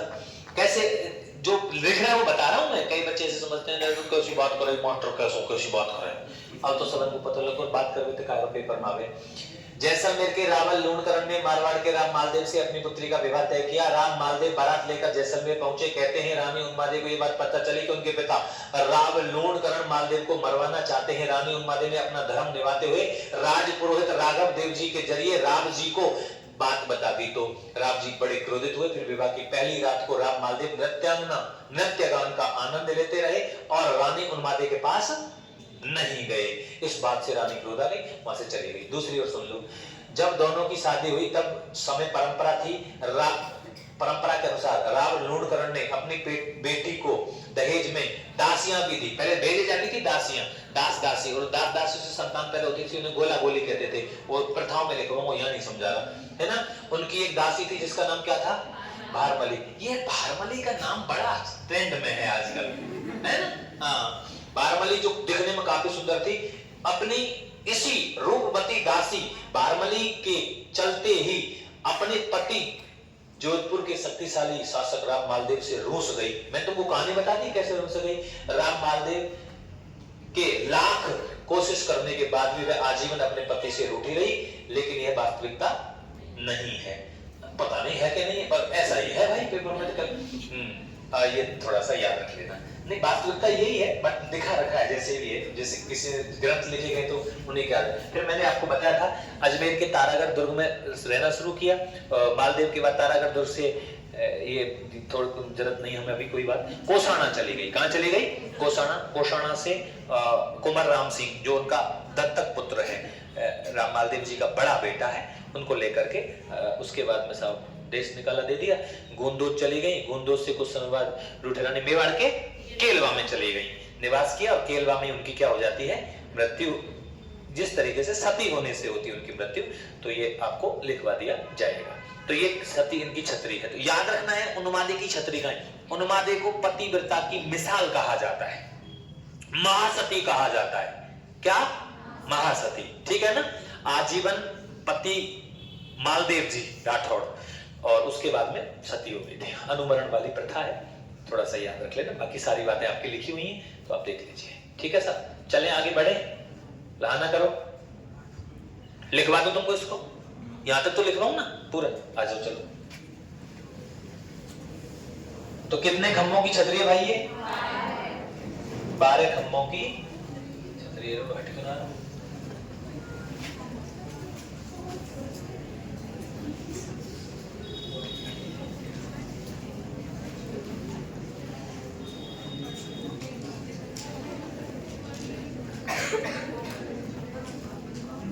ये देखो कोई ने काटा राखो है।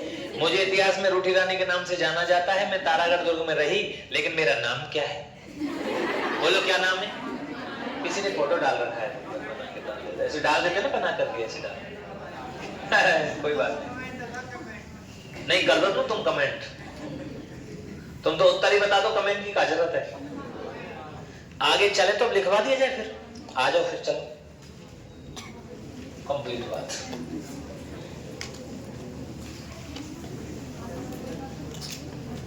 तो तुमने कहां तक लिख दिया राम मालदेव जी में? ये सेब की गांव का युद्ध उतार लिया तुमने?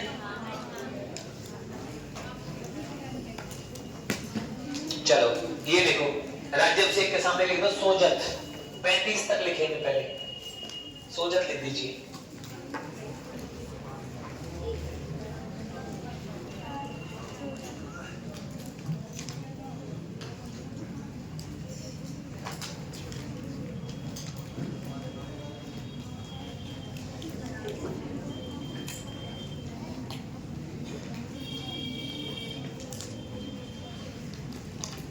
लिख लिया? आ जाओ आगे लिखूं। 1532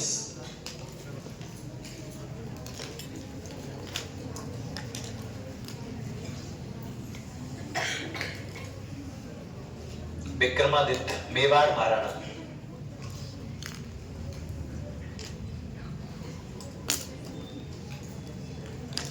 विक्रमादित्य वह उदय सिंह की, उदय सिंह की क्या की? मदद की, ठीक है ना? 1532 में 1532 में भद्राजून का कौन है? भद्राजून के बीरा को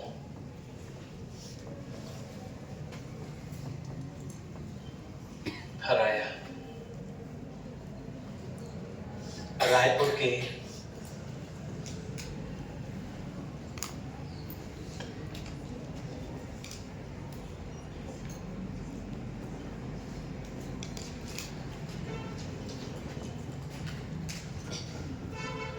सिंधलों को हराया।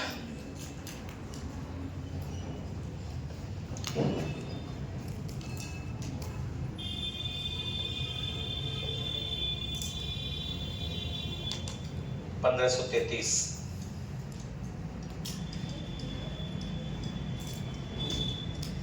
हीरावाड़ी युद्ध कहाँ हुआ भैया? हीरावाड़ी का युद्ध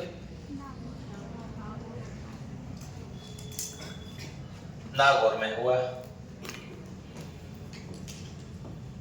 कौन कौन के बीच में हुआ भाई? राव मालदेव के साथ में कौन है भाई साहब?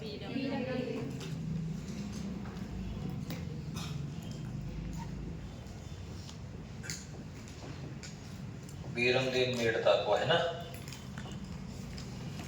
वर्सेज। कौन है? दौलत खां। खां को दौलत खां।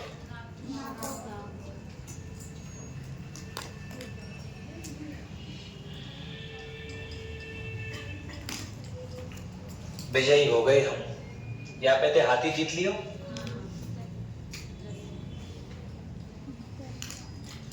कौन सा हाथी घुसा लिया पे थे?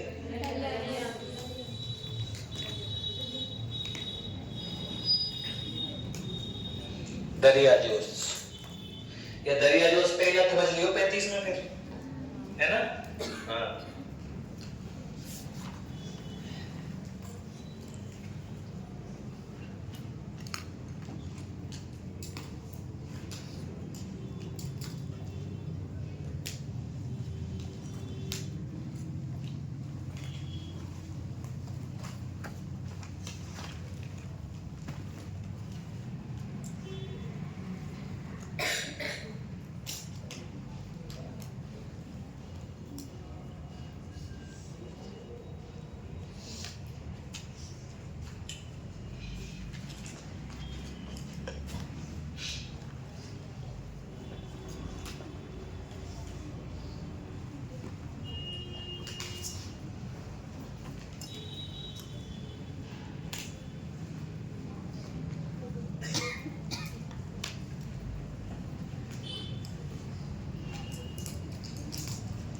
बना लिया क्या?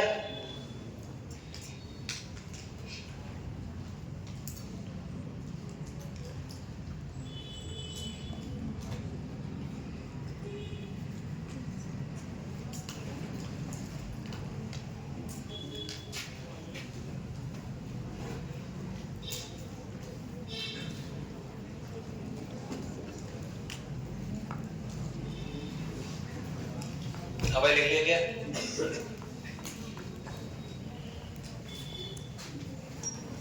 पन्ना ही बदल दूं क्या?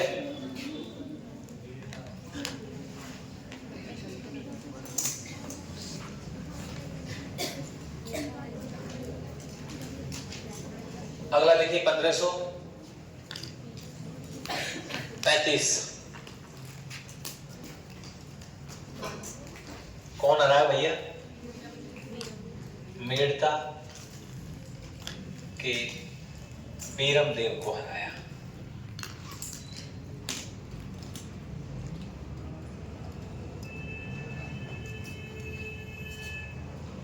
मेड़ता में अजमेर पर कब्जा।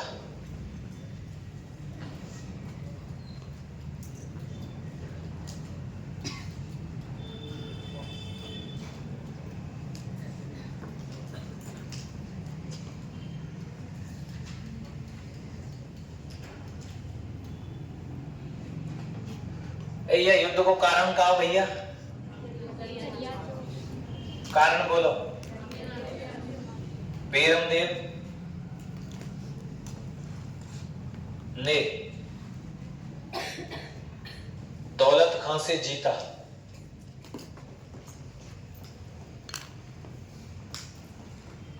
दरिया जो साथी।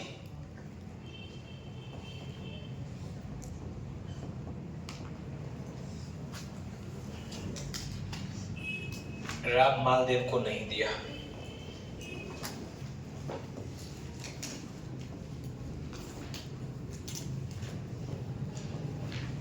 नहीं दिया।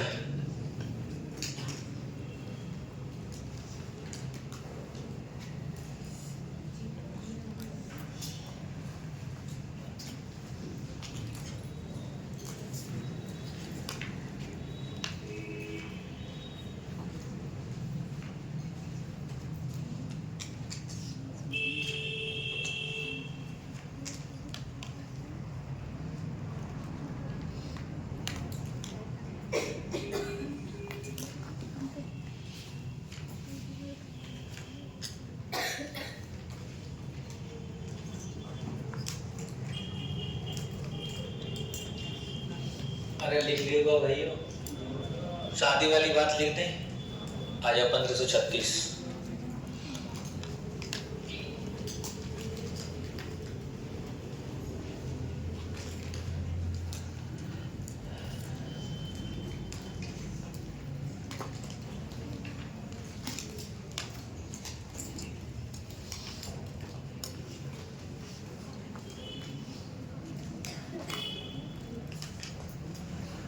उन्मादे कहाँ की निवासी भैया? उन्मादे जयपुर की, जैसलमेर की।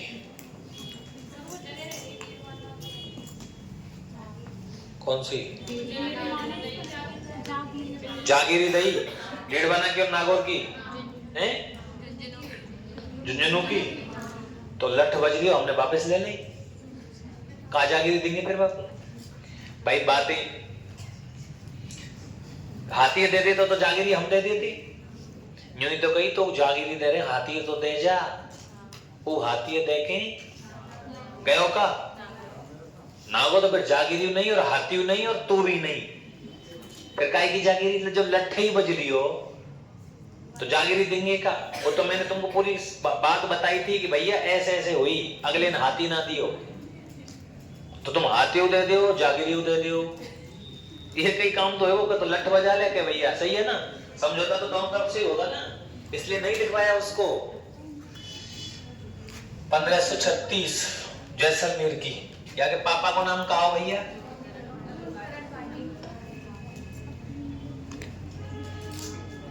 राव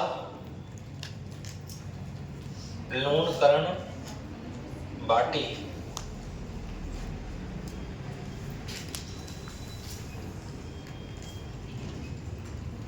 शादी के अगले दिन रोज कर चली गई।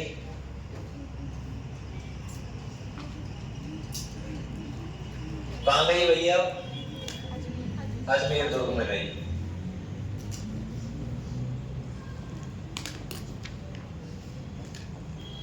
अजमेर दुर्ग के काय को किलो बोले?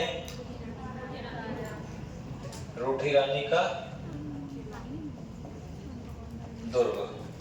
बेटा रूठी रानी को महल उदयपुर में, राजसमंद में भी है, भीलवाड़ा में भी है, सब जगह, लेकिन उदयपुर वाला मोस्ट है ना। रूठी रानी का दुर्ग, इस इतिहास में इन्हें रूठी रानी कहते हैं। तो रोज के चली गई, इसलिए उपनाम लिख देना।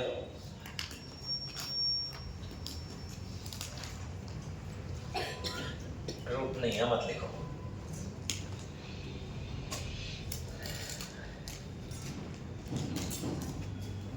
अच्छा, कौन कौन रियो दुर्ग में? साथ। दत्तक पुत्र राम सिंह या राम लिख दो। दत्तक पुत्र राम साथ में रहा था। और रोसवे को कारण का है भैया? कारण बारमली।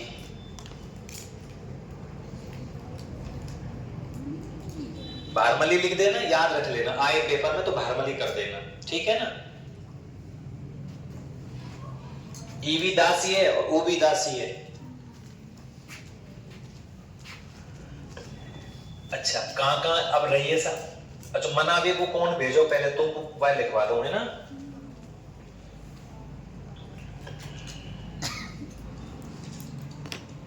जैसलमेर से उन्मादे को समझाने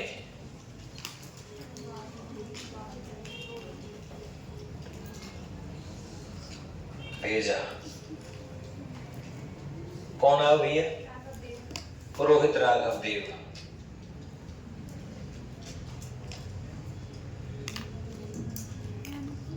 अब मालदेव जी ने कौन कौन भेजे? बिन्ने लिखवा दूं? बोलो। मालदेव जी ने भेजे, एक तो अपनों खुद को जो उनको जो दरबारी विद्वान है ईसरदास बारेहट, और ईसरदास बारेहट को छोरा आशा बारेहट, ठीक है ना।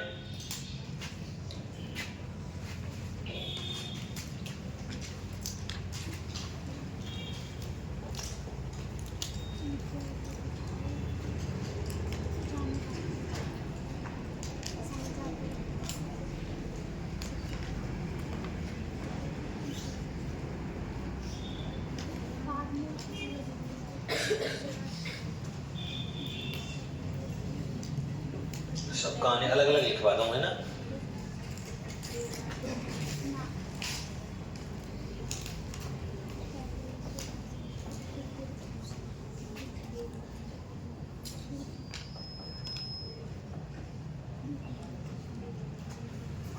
ई रानी ने पढ़ा के भेजो संगई आशा बारेट कि आबेऊ लगे ना। पहली बात तो उन्मादे आएगी ना, क्योंकि हमने वहां में ऐसे ही पंप दे दिए, भर दिए मतलब, और गलती से वो आवे की कोशिश कर रहे तो कोई लाइन में बोल दीजिए, तू मान बताई बोल कि ई लाइन सही दीदी का, बोले ये ठीक रहेगी, सही है ना। मान रखे तो पीव तजे तो मान, दो गयंग ना बंद ही एक ही खंबे ठान। एक वैसे तू आवे तो आ जाए, इज्जत बचे तो तेरे का छुरे पे ना है, सही है ना। मान तेरे को छुई ना रहेगा तो रूस के गई है, मान ले भी नजर को इज्जत ना रहेगी, फिर भी तू आनो चाह रही है। पर मैं वैसे तो एक बात बताता हूँ, ये खोटा थे दो गाय ना मारे, सगाई है रही हो कोई की, और तुम चुगलखोर हो। जिस तो मैं 100 गले को 100 ना सगाई तोड़वा मेरे को, गले को 100 काम में भैंस ना बेकने का ले।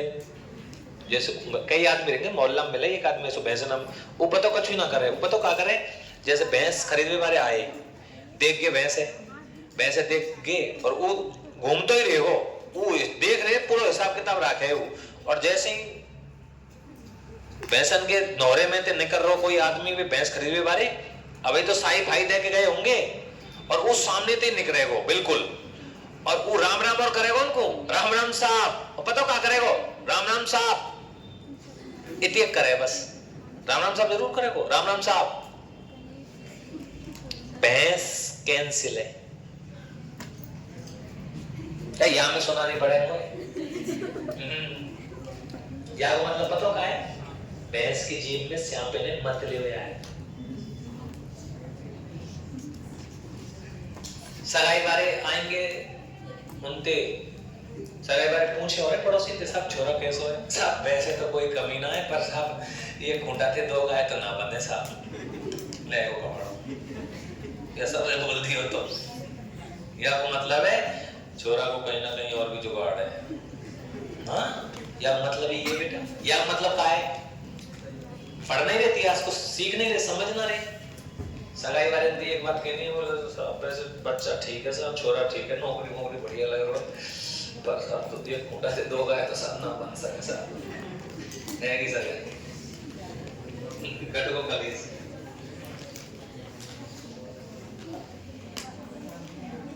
लिखवा दियो ना, अब यह लिख दो आ सब आ रहे हैं, एक बार कथन है लिख दो सब माने का बोली है, बेटा उतार लियो का, यहाँ में काका ही सब जाके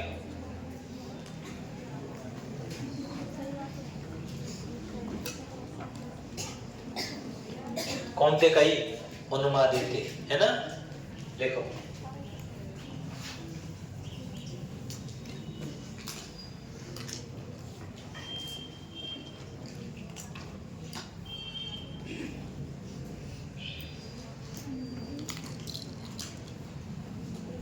से कहा,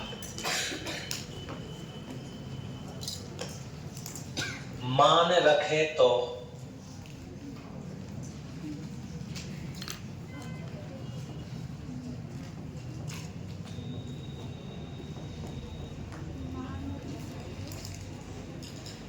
पीव तज, पीव तजे तो मान, दो गयंध न बंद ही, एक ही खंबू ठान।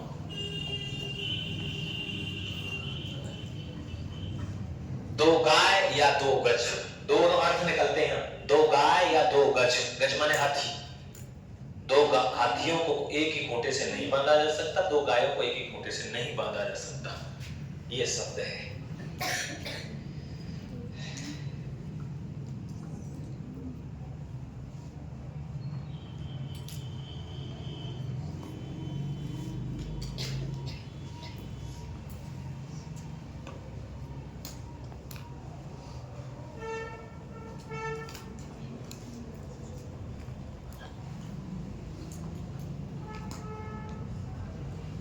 उतार लियो, अब कैसे कैसे कई बार लिख दो,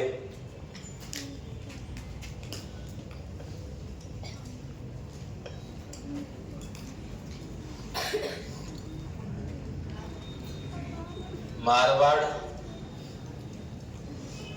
ते कांगई, तारागढ़ ते कांगई, कोसाना,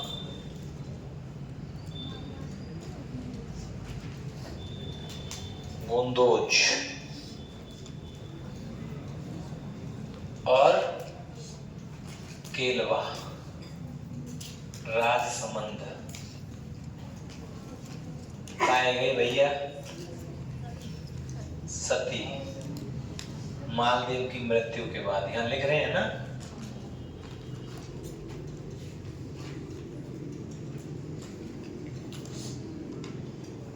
पगड़ी के साथ।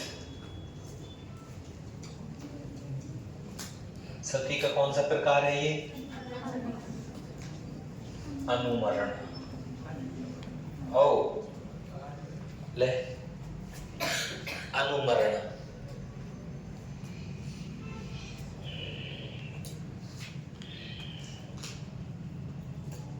अनुमरण वाली सती महासती कहलाती हैं। क्या कहलाती हैं बेटा? अच्छा, मैं तुम्हें एक प्रश्न देता हूं, उसको मुझे बताना।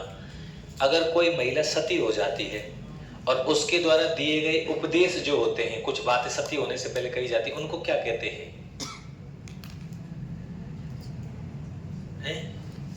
ना पता? कल ढूंढ लई हो, कल 3 अक्षरन को नाम है, कल ढूंढ लई हो।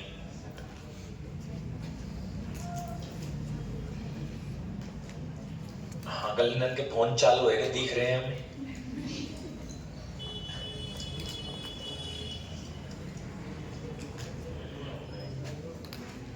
केलवा में क्या बन रही है भैया?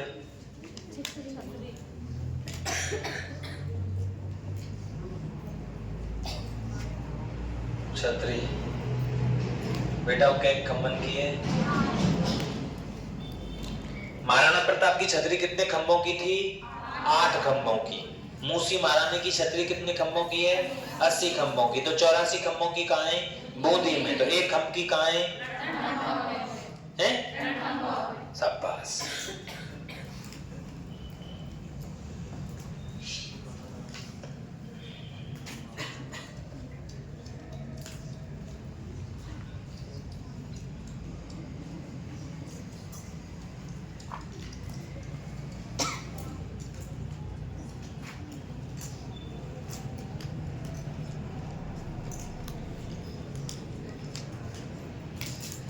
पतिव्रता की मिसाल।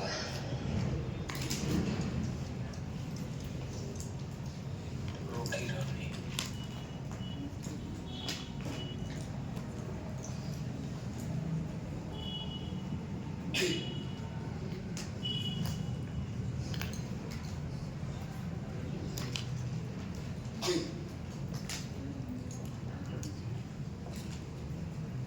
बेटा, रूठी रानी पुस्तक और लिखी बाकी लेखक पता कौन है? केसरी सिंह बारेट। कौन है बेटा?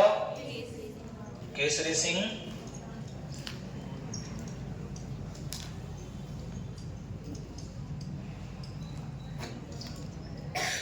केसरी सिंह बारेट है ना। रूठी रानी का दुर्ग जो है, तारागढ़ का दुर्ग अजमेर में है ना, और रूठी रानी का महल उदयपुर में भी है, राजसमंद में भी है, भीलवाड़ा में भी है। वैसे उदयपुर वाला मोस्ट है, ठीक है ना। और रूठी रानी की पुस्तक का लेखक कौन है? केसरी सिंह बारेट। यहाँ तक पूरे को उतार दीजिए। 12 खंभों की छतरी, ये बात वो बात सब।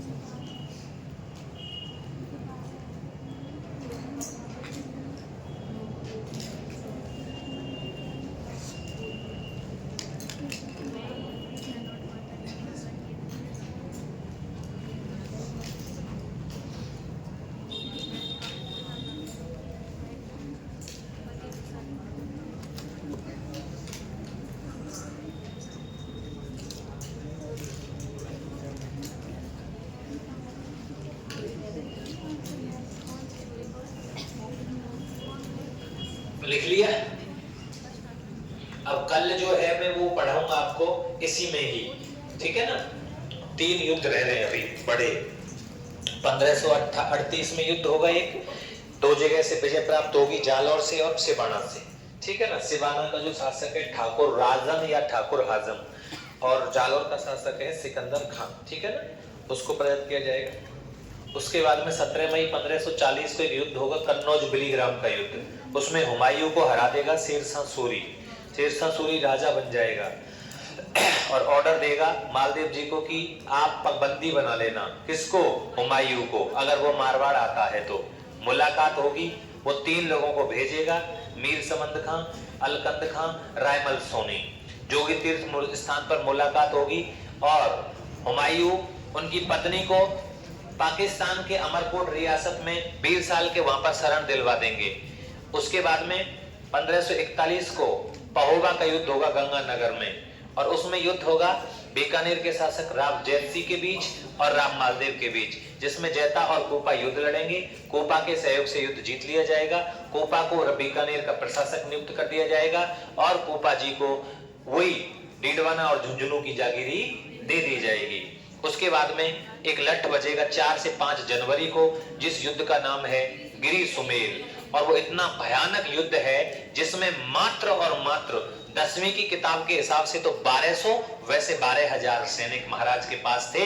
बहुत बड़ी सेना लेकर के हम गए थे और शेरशाह सूरी हार भी गया था, लेकिन अंतिम समय में उसका एक सेनापति जलाल खान जलवानी वो एक सेना नहीं मिला देता है टुकड़ी, सेना में जोश आ जाता है और अंतिम समय में जैता कोपा वीर गति को प्राप्त हो जाते हैं और राम मालदेव गलतफहमी का शिकार होकर के सिवाना के दुर्ग में शरण लेते हैं। इसलिए उसको मारवाड़ के राजाओं की शरण स्थली कहा जाता है और बाद में मालदेव जी को मृत्यु हो जाएगी और वो अपना उत्तराधिकारी अपने तीसरे नंबर के पुत्र चंद्रसेन जी को राजा घोषित करेंगे और चंद्रसेन जी लठ बजाएगा अकबर थे। अब लड़ाई में कोई काम है, बड़ा अच्छा इतिहास है। एक युद्ध पढ़ाऊंगा मैं तुमको, आप ये सोचने पे मजबूर हो जाओगे कि अगर उस दिन महाराज युद्ध के अंदर होते तो हम शेरशाह सूरी को गाजर मूली की तरह काट रहे होते। इतना खतरनाक युद्ध था, तो मजबूरी थी। क्या हुआ वो आपको बताया जाएगा, क्योंकि जो ये बीरमदेव है ना, बीरमदेव ये शेरशाह सूरी के साथ में आएगा। बीकानेर का राव जैतसी को छोड़ा कल्याणमल उस शेरशाह सूरी के साथ में होगा और महाराज के साथ रात्रि के समय, रात्रि 4 जनवरी को विश्वासघात हो जाएगा और 5 जनवरी को केवल जैता कोपा 1200 या 12,000 सेना के साथ युद्ध लड़ रहे होंगे। बाकी की फौज महाराज के साथ रात्रि में चली जाती है। क्या हुआ, क्यों महाराज छोड़ के गए? महाराज ने, मालदेव जी ने जैता कोपा बहुत बड़े सेना नायकों को बिना बताए गिरी सुमेल का मैदान क्यों छोड़ दिया, वो नेक्स्ट एपिसोड में दिखाया जाएगा। हाँ, और क्या कल बताएंगे इसके बारे में। यहां तक तो क्लियर सबको, कोई दिक्कत नहीं है ना? कल की कथा जो होगी वो आगे होगी, प्रसाद ले आया करो तुम, बांट दिया करेंगे और क्या है।